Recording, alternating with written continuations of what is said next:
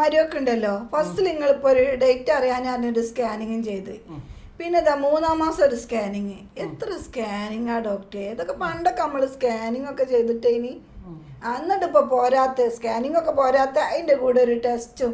അപ്പം ഇത് എന്ത് ടെസ്റ്റാന്ന് ചോദിച്ചപ്പോഴേ അപ്പം നിൽക്കുമ്പോൾ കേൾക്കാത്തൊരു പേരെന്താന്ന് വെച്ചപ്പോൾ ഡബിൾ ഡക്കർ എന്ന്. ഡബിൾ ഡക്കർ പേര് ഞാനും കേട്ടിട്ടില്ല. നോക്കട്ടെ, ഇരിക്കേ. സംശയം ഉണ്ടാവുമ്പോൾ എന്തായാലും ഇതുപോലെ വന്ന് ചോദിക്കണം, മനസ്സിലായോ? അപ്പോഴാണ് ഒരു പൊരുത്തവും ഉണ്ടാവുക. അതായത് ഞാൻ ഒരു ടെസ്റ്റ് എഴുതി, നിങ്ങൾക്ക് അതിനെപ്പറ്റി സംശയം വെച്ചുകൊണ്ട് നിങ്ങൾ ചെയ്യുന്നതല്ല റാഹത്ത്.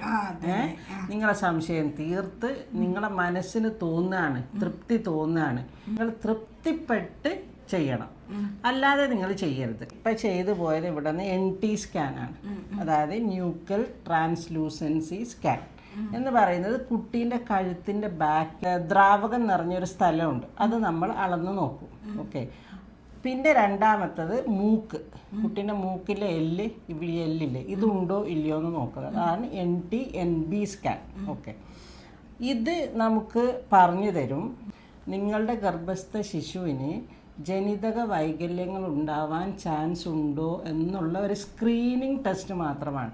അതായത് ഫുള്ളായിട്ട് 100% ഉറപ്പ് തരുന്ന ടെസ്റ്റ് അല്ല, ഓർക്കണം. ഓക്കെ. അടുത്തതാണ് നിങ്ങൾ പറഞ്ഞ ഡബിൾ ഡക്കർ. അത് ഡബിൾ ഡക്കർ അല്ല, ഡബിൾ മാർക്കർ. 2 ഹോർമോണാണ് അതിൽ ടെസ്റ്റ് ചെയ്യുന്നത്. ഒന്ന് ഫ്രീ ബീറ്റ HCGയും മറ്റേത് പാപ്പ എന്ന് പറയും. ഇത് രണ്ടും കൂടെ കമ്പൈൻ ചെയ്തിട്ട് അവരൊരു റിപ്പോർട്ട് തരും നമുക്ക്. ഓക്കെ. എന്ന് വെച്ചാൽ ഇത് ലോ റിസ്ക് ആണ്.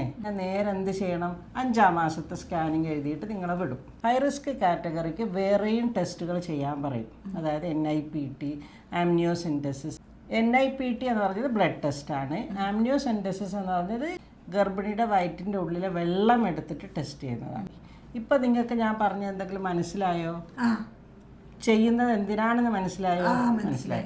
പിന്നെ ഒരു കാര്യം കൂടെ പറയട്ടെ, നിങ്ങളോട് പലരും പറയുന്നുണ്ടാവും, ഇത്ര വലിയ ടെസ്റ്റ്, ഇത്ര വിലയുള്ള ടെസ്റ്റ് എന്തിനാ ചെയ്യണത്, ആദ്യം ഇതൊന്നും ഇല്ലായിരുന്നല്ലോ എന്നൊക്കെ പറയുന്നുണ്ടാവും. പക്ഷേ നമ്മളെ കുട്ടിക്ക് എന്തെങ്കിലും ജനിതക വൈകല്യം വന്നു കഴിഞ്ഞാൽ ഈ പറഞ്ഞ ആൾക്കാരനെ നിങ്ങളോട് പറയും, എന്ത് ഡോക്ടർ അന്ന് എന്തേ ചെയ്യാൻ പറയാഞ്ഞത്, ഇന്നത് ചെയ്താൽ അന്ന് കാണാൻ പറ്റുമായിരുന്നല്ലോ, 3-ാം മാസത്തിൽ എന്തുകൊണ്ട് ഡോക്ടർ എഴുതിയില്ല, 3-ാം മാസത്തിൽ എന്തുകൊണ്ട് ഡോക്ടർ അത് ചെയ്യിപ്പിച്ചില്ല എന്ന് അതേ ആൾക്കാരനെ തിരിഞ്ഞു പറയും. അതാണ് ഇപ്പോഴത്തെ കാലം, മനസ്സിലായോ?